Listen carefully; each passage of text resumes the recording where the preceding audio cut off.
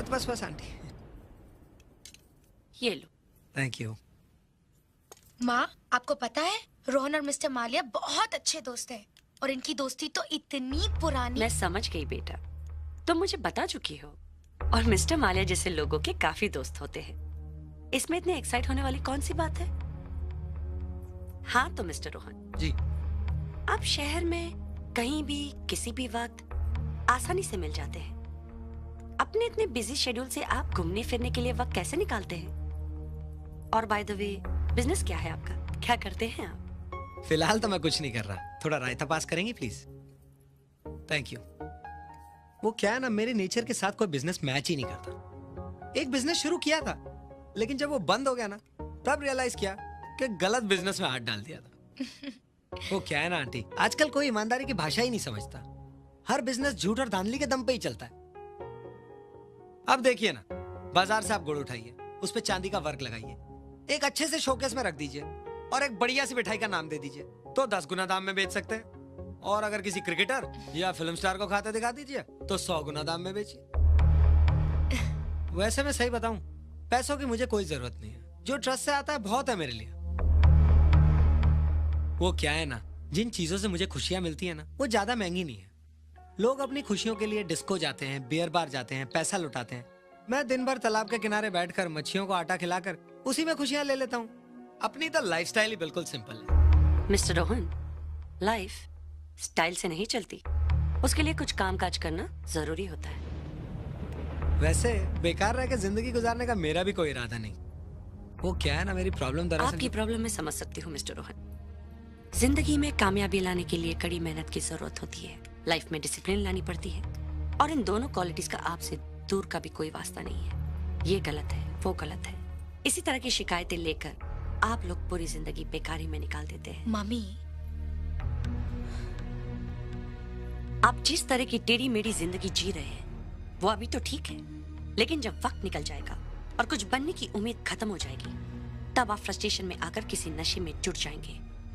और आगे क्या होगा ये आप अच्छी तरह से जानते हैं। लो, स्वीट लो। Thank you. सांझ का हाथ मैं उस इंसान के हाथ में देना चाहती हूँ जिसकी अपनी पहचान हो। और अगर एक माँ अपनी बेटी के फ्यूचर और सिक्योरिटी के बारे में ऐसा सोचती है तो मुझे लगता है कि उसका सोचना गलत नहीं है। एम आई राइट मिस्टर रोहन? जी बिल्कुल राइट। आपने समझा दिया, मैं समझ गया। वैसे आपके समझाने का अंदाज बहुत अच्छा लगा। लोग डांट के, बिठा के, रुला के, हंसा के समझाते हैं, आपने तो खिला पिला के समझा दिया। By the way, thanks for the dinner. Bye सांझ।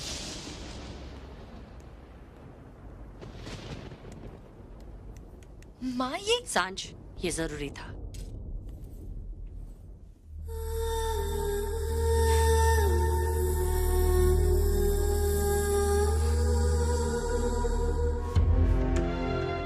आप क्या बात कर रहे छठा साहब? हम रोहन से नहीं मिल सकते? मिस्टर माल्या, मजबूरी है। ऐसे केस में हम कोर्ट की परमिशन के बगैर किसी को मिलवा नहीं सकते। अब आपको ऐसा कहते हुए मुझे बहुत बुरा लग रहा है, लेकिन कानून का काम कानून के हिसाब से चलेगा। है जी, ठीक है ना जी? और मिस्टर माल्या, वो केस भी ये छोटा मोटा नहीं है। वो मर्डर किया उस लड़के ने,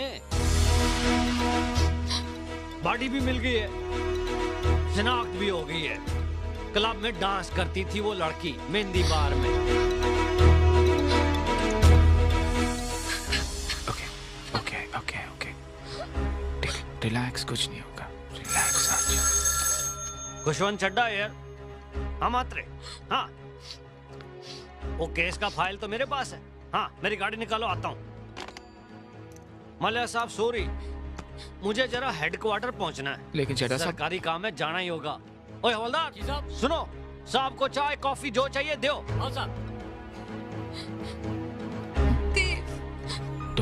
तुम्हारी कुछ नहीं होगा। रिलैक्स, कुछ नहीं होगा। मैं रोहन को बाहर निकालूंगा। I'll hire the biggest lawyer.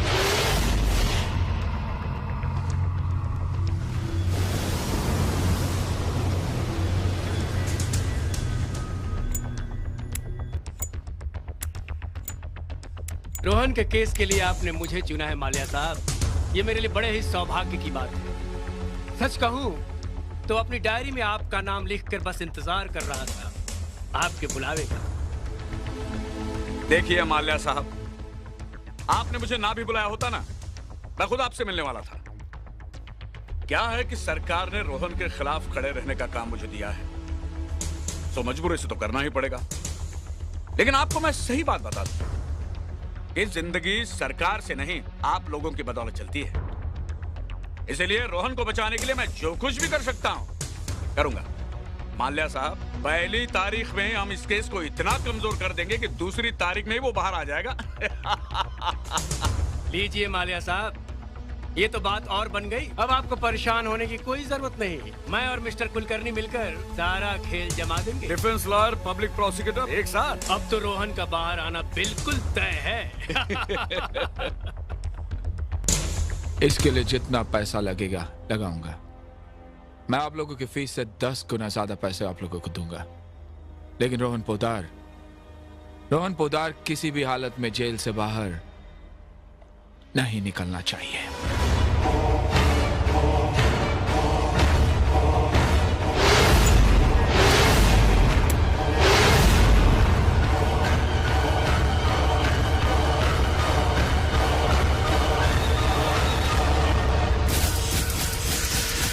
कपड़े काट कपड़े।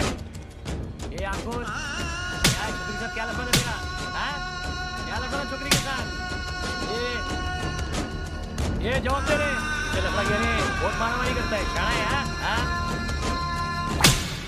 माय लॉर्ड, ये वारदात कैसे और कब हुई, ये बात मिस्टर व्यास, अदालत और खुद मेरे लिए अभी तक पूरी तरह से साफ नहीं हुई है। इसलिए मैं चाहूंगा कि मिस्टर रोहन खुद इस पर रोशनी डाले। हाँ मिस्टर रोहन, बताइए उस दिन जो कुछ भी हुआ, कैसे हुआ, कब हुआ, किस तरह हुआ, बताइए। नहीं, आप अपना बयान याद करने की कोशिश मत कीजिए, उस झूठ को मेंटेन रखना आपके लिए बड़ा मुश्किल हो जाएगा। बताइए। वो उस रात मैं घर लौट रहा था। हाँ? तो मैंने देखा कुछ गुंडे एक लड़की को जबरदस्ती कितने लोग थे, कितने गुंडे थे? 2 थे शायद। शायद मतलब आप ये कहना चाहते हैं कि आप उन्हें ठीक तरह से देख नहीं पा रहे थे। बताइए क्या बात थी। जी नहीं, नजदीकी थे। बताइए ना। 2 थे। 2 थे। क्या कर रहे थे, क्या देखा आपने? मैंने देखा कि एक लड़की को जबरदस्ती कर रहे थे, उसे टैक्सी में धकेल रहे थे। मतलब ये कि कुछ गुंडे किस्म के लड़के एक लड़की को जबरदस्ती उठाकर टैक्सी में डाल रहे थे। आपने ये नहीं सोचा कि ये खतरनाक हो सकते हैं, इनके पास चाकू, रिवॉल्वर जैसे भयानक हथियार हो सकते हैं? ये नहीं सोचा आपने?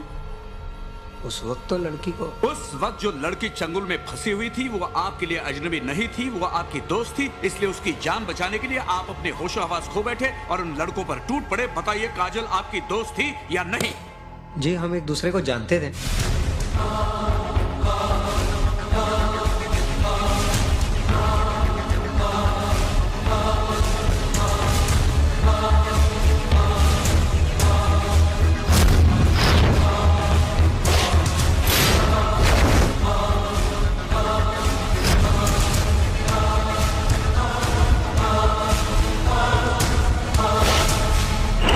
नहीं, मैंने उसे जानबूझकर नहीं मारा।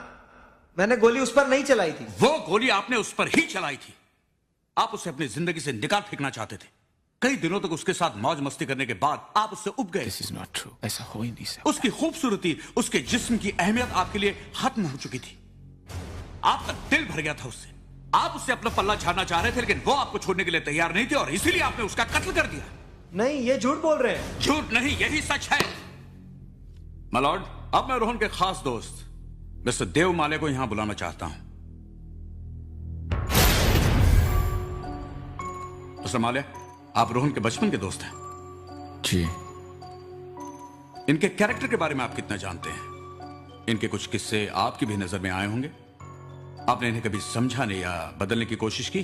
देखिए, आज मैंने यहां जो भी देखा सुना वो सब गलत है। रोहन ऐसा है नहीं, रोहन ऐसा हो नहीं सकता। गलत? रोहन का यह नया चेहरा आपके लिए अनजाना नहीं है। कुछ हद तक आप इस चेहरे से वाकिफ हैं। 7 मई को रात 2 बजे आप जुहू पुलिस स्टेशन में क्या कर रहे थे? रोहन की जमानत देने के लिए गया था।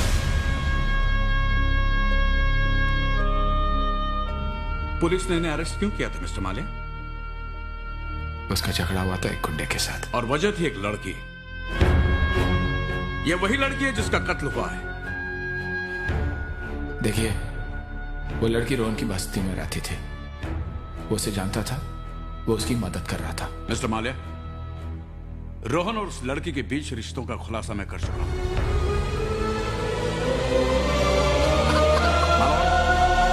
इस केस से जुड़े हुए कुछ सबूत इकट्ठा करने के लिए मुझे थोड़ा सा वक्त चाहिए।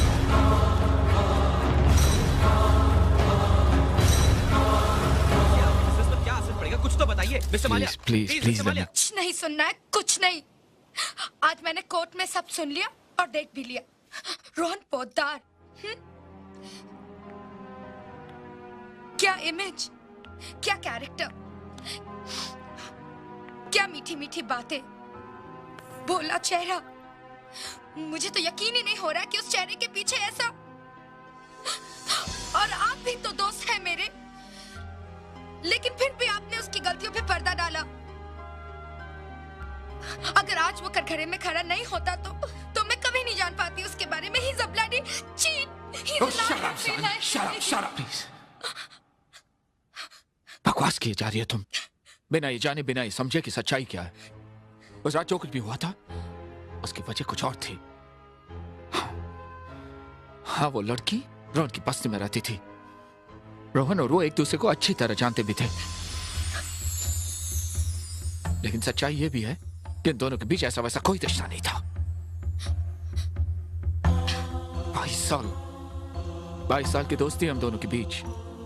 इतने सालों में मैंने कभी उसके अंदर कोई बुराई नहीं देखी। और फिर तुम भी तो उसे अच्छी तरह जानती हो। तुमने उसके कैरेक्टर पर कैसे शक कर लिया? क्या तुमने कभी देखा उसे कुछ गलत करते हुए, या देखा किसी जुए के अड्डे से बाहर निकलते हुए, या किसी लेडीज बार के सामने? देखा है तुमने?